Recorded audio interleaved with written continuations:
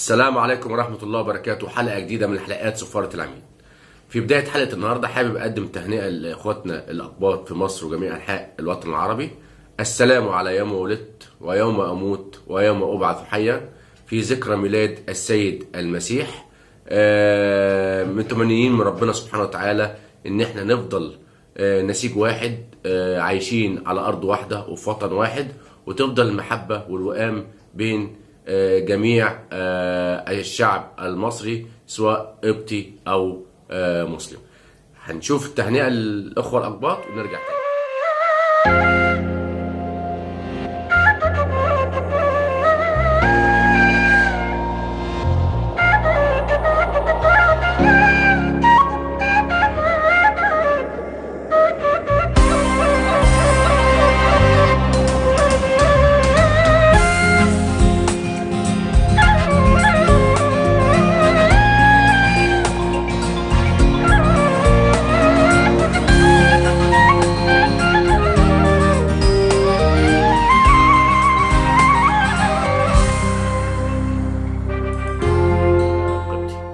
في حلقة النهاردة إن شاء الله هناخد موضوع، يعني مش هنكتر فيه، بس موضوع الحكم الدولي أمين عمر، وهنلقي نظرة على مباراة إنبي والأهلي ومباراة الزمالك والداخلية. خليكم معنا ولكن بعد الفاصل.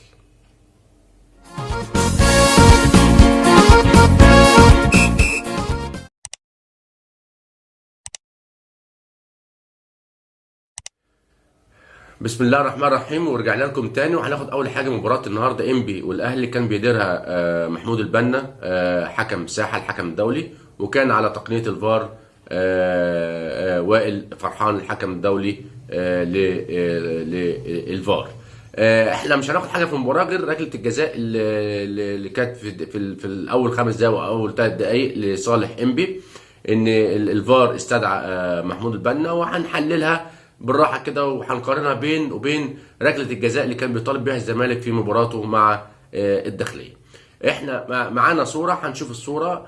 انا وجهه نظري وانا رايي ان الفار، حد يقول لي مين اللي غلطان، لا، انا شايف ان الفار كان لازم يستدعي محمود البنا. يعني اذا قرار سليم 100% اللي انا وائل فرحان على تقنيه الفار اللي هو يستدعي محمود البنا، لان هو ما شافش تفاصيل اللعبه او ما شافش اللعبه عامله ازاي، فكان لازم يستدعيه. فده قرار صائب من وائل فرحان لمحمود البنا. طب محمود البنا راح على تقنيه الفار وشاف ورجع ما احتسبش ركله الجزاء. هل هذا يقلل من اهميه استدعاء الفار؟ لا، انا شايف الالعاب اللي زي دي، لان القاعد على الفار ما هو حكم ساحه، وحكم ساحه من الحكام المتميزين، فبالتالي لما بيجيب حكم الساحه عشان يشوف لعبه زي دي، يبقى هو لو مكانه في الملعب وشاف حاجه زي كده، يبقى اكيد هيبقى فيها قرار.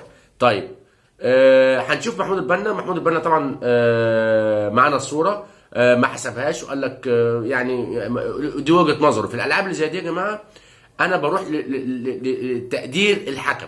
فهنا تقدير الحكم اللي هو شايف انها ايديه يعني غير متعمده، او معنى اصح انها طبيعي للحركه بتاعه المدافع. ده راي محمود البنا، عشان كده ما احتسبش ركله جزاء. لما تيجي انا بقى تحليل، انا كصفاره العميد والناس كلها بعتوا لي الكلام ده كله، انا شايف انها ركله جزاء صحيحه لانبي لم تحتسب. ليه؟ وانا عندي المبرر بتاعي، وهقارنها بين لعبه الزمالك والداخليه. لعبه الزمالك والداخليه برضو ما فيهاش اي حاجه، مش ركله جزاء بالرغم انها لمست ايد المدافع، ولكن انا هقول لكم ايه الفرق. الفرق ان ياسر ابراهيم طالع ورا المهاجم، طالع لمجرد اللي هو يعمل بلوك، يعني مش طالع مشترك مع المهاجم في لعب الكوره. الفرق بين لاعب الداخليه ولاعب الزمالك، الاثنين طلعوا في الهواء عشان يلعبوا الكوره، وبالتالي اي كوره سواء لمست ايد المدافع او ايد المهاجم لا تحتسب. ليه؟ لان الاثنين طالعين عندهم محاوله ان هم يلعبوا الكوره. يبقى اذا ركله الجزاء بتاعت الداخليه اللي كان بيطالب بها الزمالك لا تحتسب على الرغم انها جت في ايد المدافع. طيب ياسر ابراهيم، احنا هنشوف الصوره تاني. ياسر ابراهيم طالع لمجرد اللي هو مش مشارك في الكوره، هو طالع لمجرد اللي هو يعمل بلوك، يعني هو قافز لاعلى عشان يعمل بلوك للكره. بالتالي الكونتاكت، البوينت اوف كونتاكت اللي هو نقطه التلامس، كانت وضع ياسر ابراهيم مش طبيعي، وخاصه زي ما قلت لكم اللي هو مش طالع، ما عندوش محاوله اللي هو يلعب كره، ده هو طالع مجرد اللي هو يعمل بلوك، ينط قفز الاعلى عشان يعمل بلوك عشان الكوره ما تعدهوش. وبالتالي البوينت اوف كونتاكت بتاع الكوره، البوينت اوف كونتاكت اللي هو التلامس الكوره مع ايد ياسر ابراهيم كان عامل بيج بادي، وبالتالي ركله جزاء صحيحه لم تحتسب لانبي في مباراه الاهلي. دي كان الحدث اللي كان في مباراه الاهلي، هو ده، دي وجهه نظري. انما وائل فرحان متميز ان هو يستدعي محمود البنا عشان يشوف الكره، لان فيها تفاصيل كان لازم يشوفها. قرار محمود البنا لم يحسب ركله جزاء من وجهه نظره ان ايد اللاعب وضعها الطبيعي، وان هيوديها فين او الكلام ده كله. لكن انا لما باجي احللها وقارنتها بالكوره بتاعت الداخليه والزمالك، ان الاثنين عندهم محاوله لعب، المدافع المهاجم، فلما طلعوا الاعلى الاثنين عندهم محاوله لعب، حصل خلل او حصل عدم اتزان للاثنين لعيبه، وبالتالي لما الكره تيجي في ايد المدافع في الحاله دي ما احسبهاش. انما كره ياسر ابراهيم في مباراه انبي طالع عامل بلوك، وبالتالي لما جيت شفت الكونتاكت، البوينت اوف كونتاكت اللي هو نقطه لمس الكوره مع ايد ياسر ابراهيم، كان وضعها غير طبيعي وعامل بيج بادي، وبالتالي ركله جزاء صحيحه في لانبي لم تحتسب في اول 5 دقائق. هننقل بقى على مباراه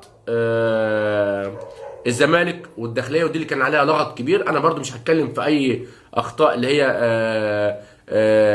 سواء ركلات حره او غير مباشره او الكلام ده كله. انا بس ليا كم ملحوظه، ان في لاعب رقم 66 من داخليه في التحامه مع احمد سيد زيزو، على ما اظن محمد عبد الشافي، على ما اظن ان هي يعني يعني حتى لو احتسب اهمال فلا داعي ان انذار لاعب الداخليه، وبالتالي لاعب الداخليه حصل على انذار غير مستحق.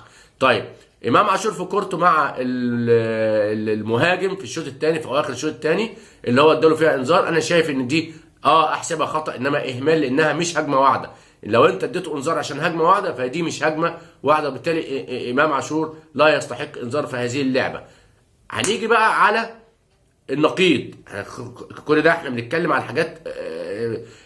امام عاشور في لما جاي طلع مش من حقه لو يطلع يجيب الكوره من خارج الملعب ويديها حارس المرمى، وبالتالي في الحاله اللي زي دي كان لابد من انذار امام عاشور، وبالتالي كان هيبقى الانذار الثاني وطرد، لان يعتبر سلوك غير رياضي اللي انت رحت تجيب الكوره وفي نفس الوقت مالكش دعوه بالحارس المرمى وعمال تزقه وعمال تزقه، وبالتالي كان يستحق امام عاشور في هذه اللعبه انذار، وكان هيبقى الانذار الثاني وطرد امام عاشور، على الرغم من الانذار الاولاني احنا قلناه ان هو انذار غير مستحق لامام عاشور نتيجه ان هو عمل فاول او خطا باهمال مع مهاجم الداخليه لا يستحق انذاره، وبالتالي كان هيضطر اللي هو يطرده.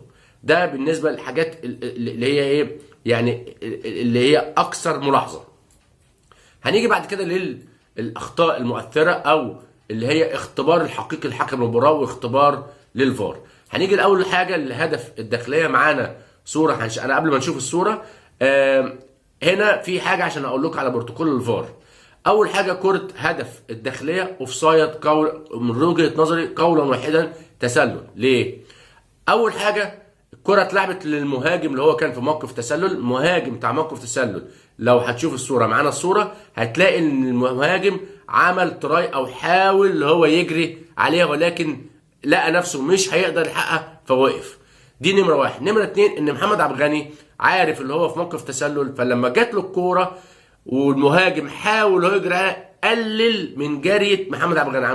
محمد عبد الغني في جريته حصل ديلي كده وهله، لان هو اعتقد تاكد ان اللاعب في موقف التسلل والمساعد كمان رفع، ده دليل على ان في حاجه، وبالتالي كان في محاوله من راس حربه الداخليه ان هو حاول اللي هو يجري على الكره، وبالتالي يبقى هنا في تاثير على المدافع. طيب في الحاله دي بروتوكول الفار بيقول ايه؟ انا شايف المساعد رفع، تمام، بكلمه في السماعه انت رفعت ليه؟ هيقول له ان في تاثير، هنا الفار يطلع بره اللعبه، تمام، ويجيب مين؟ ويجيب حكم المباراه. اذا اللي كان قاعد على تقنيه الفار محمد الصباحي ومحمود عبد السميع من منطقه اسيوط، الاثنين اخطاوا خطأ كبير جدا ان هم كان مفترض يعملوا كونتاكت مع المساعد. انت رافع ليه يا محمد محمود لطفي؟ انا رافع لان حصل تأثير من المهاجم على مدافع نادي الزمالك، وبالتالي اقوم قايل لمحمود ناجي تعالى، ده بروتوكول الفار بيقول كده، طالما التسلل نتيجة تأثير يبقى اذا بروتوكول الفار يحتم على استدعاء حكم الساحه ان هو يروح يشوف بنفسه في تقنيه الفار هل فعلا في تاثير ولا لا، وهو ياخد القرار. ولكن الفار اخطا خطا كبير جدا، اللي هو لم يستدعي محمود ناجي عشان يجي يبص على الكوره بنفسه وهو اللي ياخد قرار اذا كان هدف صحيح او اللاعب فعلا كان في موقف تسلل وحصل منه تاثير على محمد عبد الغني. ده الهدف بتاع الداخليه.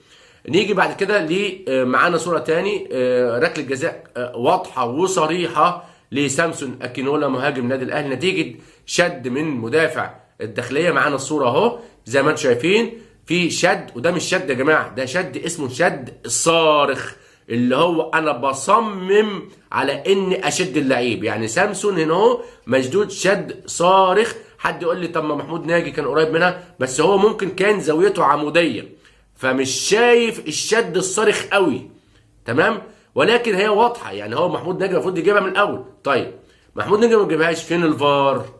فين كابتن صباحي على الفار؟ اذا الصباحي كان على الفار، كان مفترض انه هو قال له استنى ما تلعبش لغايه لما اعمل تشيك واجيبه كده لمحمود ناجي يبص عليها بنفسه. فدي ركله جزاء نتيجه الشد الصارخ من مدافع الداخليه لسامسون اكينولا، بالتالي ركله جزاء لم تحتسب لنادي الزمالك. هنيجي برضو تاني في اخر الشوط الثاني، بس دي معناه الصوره ليها. هنلاقي ان في كوره سامسون اكينولا برضو في الشوط الثاني اللي هي مشتركه بين الحارس مرمى الداخليه وسامسون اكينولا. هنلاقي ان سامسون اكينولا لعب الاول، وبالتالي الايد الحارس هي خبطت في رقبه سامسون اكينولا بتهور، ودي كانت بتستدعي ان برضو الفار كان يستدعي محمود ناجي عشان يبص عليها وياخد القرار بنفسه. وانا شايف ان دي ركله جزاء تانية لنادي الزمالك لم تحتسب نتيجه تهور من حارس المرمى.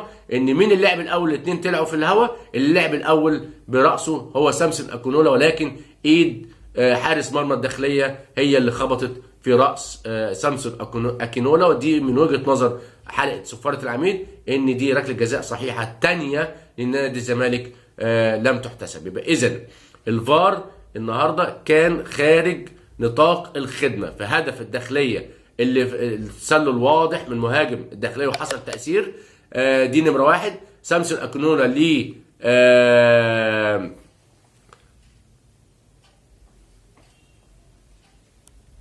سامسون اكينولا له ركله جزاء في الشوط الاول نتيجه شد صارخ من مهاجم من مدافع الداخليه، وكان برضو لابد من تدخل الفار وبرضو لم يتدخل.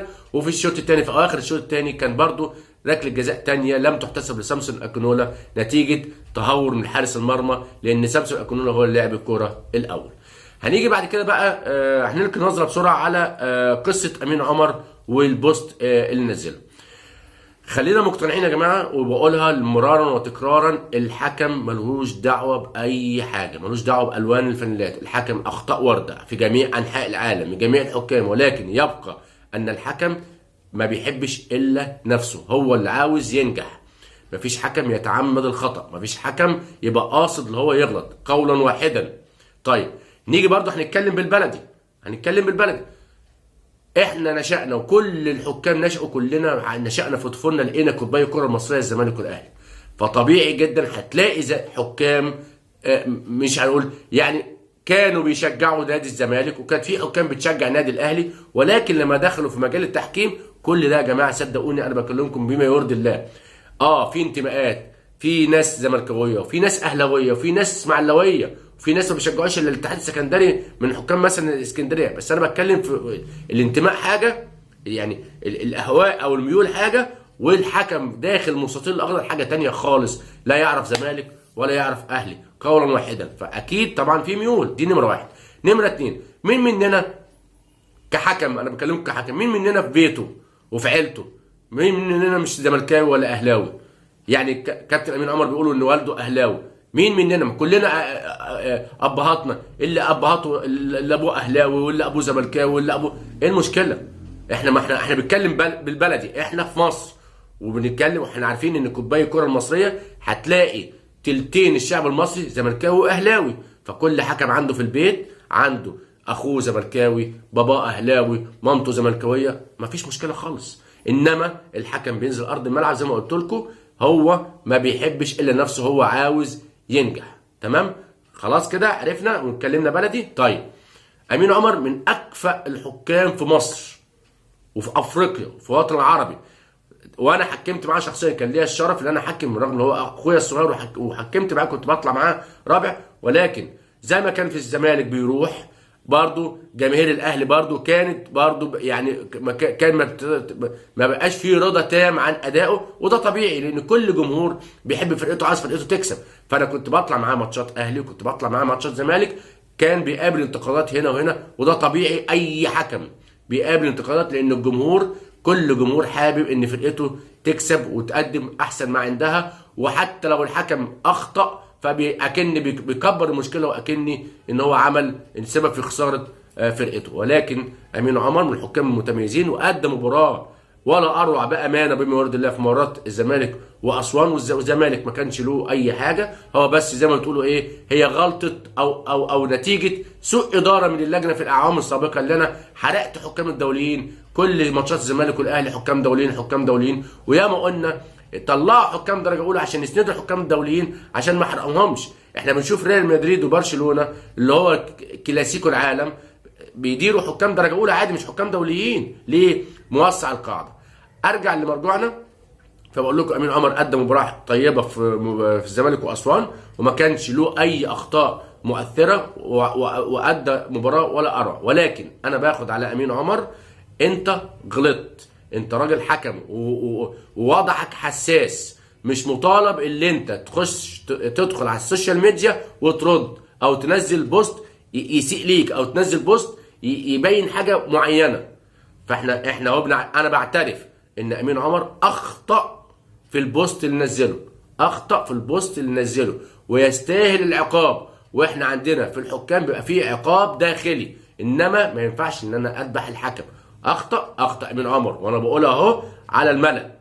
انما هل هو في ضغينه جواه سواء للزمالك او اي انديه في مصر؟ مفيش اي حكم شايل اي ضغينه لاي نادي في مصر، بالعكس بينزل الملعب بينسى الالوان، بينسى عيلته بتشجع مين ولا الكلام ده كله، بما يرضي الله. بكلمكم بصراحه، ولكن بنقول احقاقا للحق، انت امين غلطت ان انت رديت او نزلت بوست بالايموشن اللي انت نزلته ده، لانك انت بتخاطب برضو يعني قطب كبير من الكره المصريه. انما طبعا في عقاب، طبعا مش معنى ان احنا حكام او بتاع، لا، في عقاب عندما نخطئ، ولكن يعني احنا بنقول يعني مش هنبرر، بس هو هيستاهل العقاب فعلا. ولكن زي ما بقول لكم، انا امين عمر من اكفأ الحكام، واقسم بالله ما فيش حكم ولا امين عمر ولا غيره يقدر يبقى عاوز يخطئ خطأ متعمد عشان حساب فرقه لفرقه اخرى. فده كان تعليق على البوست اللي نزله امين عمر. ودي كانت حلقه سفاره العميد النهارده. فضلا وليس امرا الاشتراك في القناه وتفعيل جرس التنبيهات ليصلك كل جديد من سفاره العميد. شكرا والسلام عليكم ورحمه الله وبركاته.